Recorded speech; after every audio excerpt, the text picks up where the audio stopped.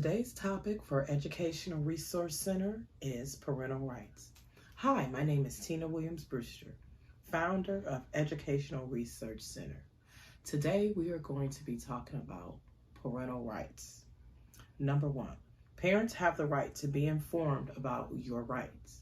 In other words, parents have a right to know about the rights that they have. Number two, under 504, your child has the right to an appropriate educational value.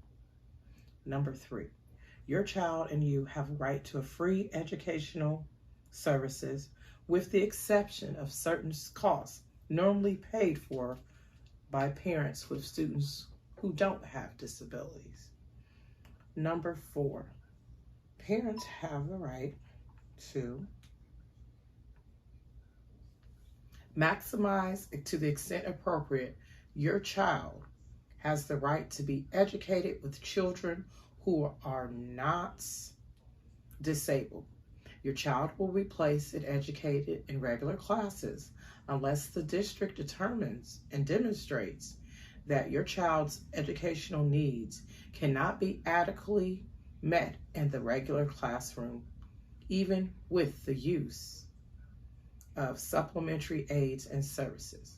Number five, your child has the right to services, facilities, and activities comparable to those provided to a non-disabled student. Six, the school district must undertake an evaluation of your child before to determining his or her appropriate educational placement or program of services under 504, and also before every subsequent significant change in placement. 7, if a formal assessment instruments are used as part of an evaluation, procedures used to administer assessments and other instruments must comply with the requirements of the 504 regarding test validity. In other words, the school cannot just use any type of test. Those tests and assessments must comply with 504 validity. Number 8, placement decisions regarding your child must be made by a group of persons, a 504 committee, an IEP committee, who have knowledge about your child, the meaning of the evaluation data, possible placement options, and the requirement that to the maximum extent appropriate, disabled children should be educated with non-disabled children. Number 9, if your child is eligible for service under Section 504, he or she has a right to periodic evaluations to determine if there has been a change in educational needs. Generally, an evaluation will take place at least every 3 years. Just a little note, your child may require an assessment more frequently or more often than 3 years, but according to the Section 504, your child must at least every 3 years have an evaluation. And number 10, you have a right to be notified by the district before any action regarding the identification, evaluation, or placement of your child. In other words, the district cannot test your child, assess your child, place your child in a smaller setting or a resource room without first allowing you the option of knowing and to agree or disagree. You have the right to examine relevant documents and records regarding your child. Generally, documents relating to identification, evaluation, and placement of your child under Section 504. 12, you have the right to an impartial due process hearing if you wish to contest any action of the district with regard to your child's identification, evaluation, or placement under Section 504.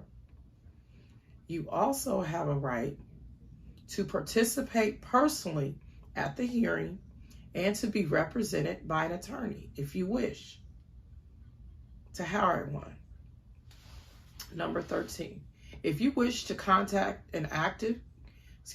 if you wish to contest, meaning if you disagree with any action taken by the 504 committee by means of an impartial due process hearing, you must submit a notice of appeal or a request for a hearing to the district 504 coordinator. A date will be set for the hearing and an impartial hearing officer will be appointed. You will then be notified in writing of the hearing date, time, and place.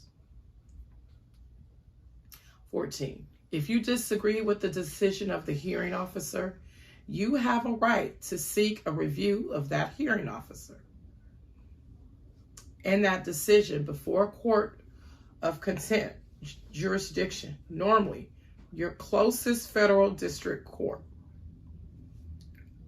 Number 15, you also have a right to present a grievance or complaint to the district's 504 coordinator or to their designee, who will investigate the situation, take into account the nature of the complaint and all the necessary factors, and respond appropriately to you within a reasonable amount of time.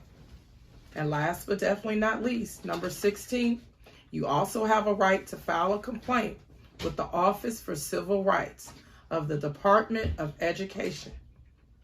The address of the Ohio OCR regional officer that covers the school district is the Director, Office for Civil Rights, 61 4th Street Southwest, Suite 19170, Atlanta, Georgia, 30303 8927.